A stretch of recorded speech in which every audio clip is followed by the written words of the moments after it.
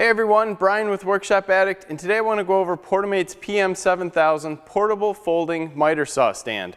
Now this is obviously more than a miter saw stand, as it'll hold a planer, or if you have a benchtop bandsaw, anything else like that, you can pretty much bolt to the removable arms that are here. This is a lot of accessories, so I'm just going to quickly go over them and then we'll come back and go over each one in detail. It does have a light with it, along with rolling slides and stops that you can use to make consecutive cuts at the same length. So these are easily removed and you can put them back on. Pretty simple. Makes it easy for putting it in the truck or taking it off if it's not needed, if you're making it portable. The T's on the end both extend about 24 to 26 inches. They do support wood out to that length, and you can put approximately 300 pounds on top of this. And I did test it out cutting some 16-foot 2x6s, and they worked excellent. These are adjustable up and down, so you can set it up for the miter saw that you have connected.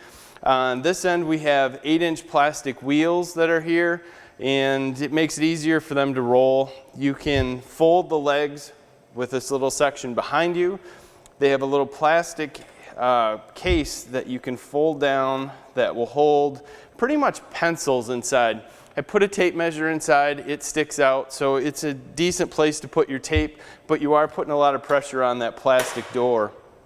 As you walk to the other side, there is a power strip along here that you can turn on and off. You can see the cord is hanging here. And then they have a vise. This vise is pretty nice, so you can work on other items instead of just with your saw or whatever you have attached. The vise again comes off pretty easy and goes back on. And on this end we have the same T-style that's over there, moves out 26 inches, and underneath here is a handle, so if you're moving it around. So my first thoughts is we'll come back to, I like this for something that you would keep in your shop or have in your garage and pull out once in a while. It really seems to fold up nice, have a lot of accessories with it, something that you can use every so often and just get on it. Now, if you're a contractor that's moving this around every day, I found that these wheels on this end, while they are 8-inch, are still a little narrow, and the plastic makes it a little hard for them to move around on the job site. You get these guys in sand, which was what I was working in yesterday, and they dig in, so you have to pick up and carry the whole unit. With that said, without the saw on top of it, this unit is about 77 pounds. So it's not light, but it really doesn't feel like it's 77 pounds either. It's fairly easy to move around, slightly awkward because it's heavier on one end than the other, and there are no handles in the center. Even on the bottom, there's no handles, and I found I was picking it up by grabbing on these, I guess they're just tin slides. They don't feel like they're the strongest material on here. It gives me a little uncomfortable feeling picking it up.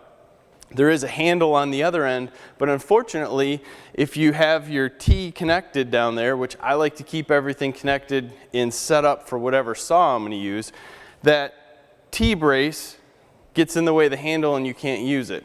It's similar on this side with the wheels. It's hard to fold it with the wheels attached because you got to get your fingers inside here to push the button and then slide the stand up. It's not the end of the world, but if you're a contractor, these are things that maybe your employees are going to get in the way of and stop. Other things for a contractor, there's a lot of plastic end pieces, and I found that some of them would come off fairly easy, so you might lose them.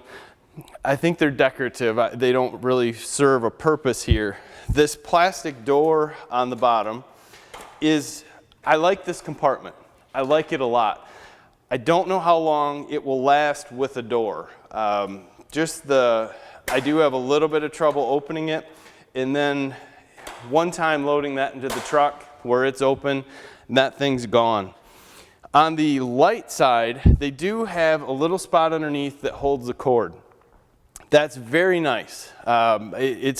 Cords on this has been what's been somewhat of an issue.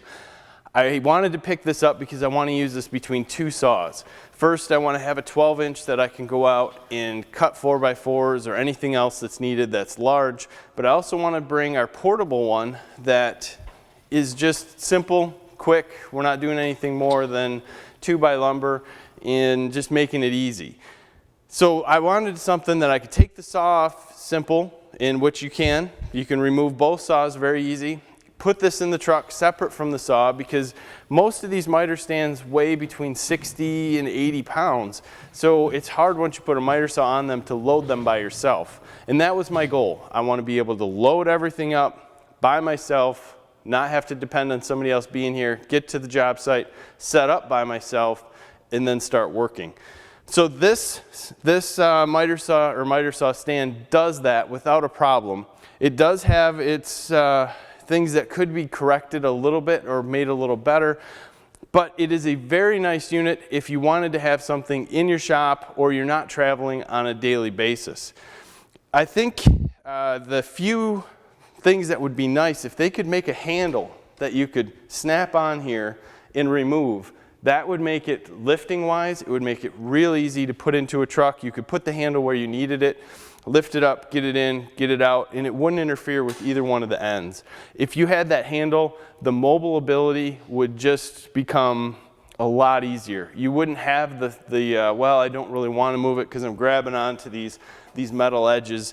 That simple handle system would make this 100 times easier to move.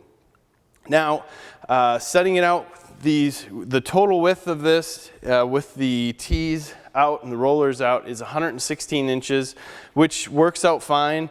You can move your saw one way or another if you needed a little more room. We've worked with it and it fit our needs, even cutting up to 16-inch lumber. We did have to hold some of the lumber down while we were cutting it, or 16 foot, excuse me, I think I said inches. I really like this vise. While it's not heavy duty, and it's probably not even medium duty for that matter, it does hold wood well. It adjusts easy enough where you can get just about any width by just adjusting this block that comes in here to just about any section. I really like having this ability. This is something that stood out to me as a great thought. It's easy to use. If you have to remove the saw to use something a little wider, or you have to take it off for putting it in the truck, everything is on and off and easy. If you're looking for something like this, here's where to go. Take a look around on prices. I looked all over the board, and man, they ranged pretty wide. I also found that I believe this unit might be similar to the Craftsman model. It's just different colors. And that's just from looking online. I could be wrong. If I am, leave it in the comments so everybody else knows. But very nice unit from PORTAMATE. I hope that they could see this, maybe make us some handles that go on the top. Stop by our forum at WorkshopAddict.com. Let's discuss what you like in a portable miter saw stand. I'm still looking for the absolute perfect one, and I think this is close, but it could use a few improvements. Also, if you like this video, click like on the bottom or subscribe to our channel. We also have some other videos that are very similar to this, and we do come out with projects and other tool reviews, so keep an eye on what we do on our channel. I appreciate your time today. Have a good one.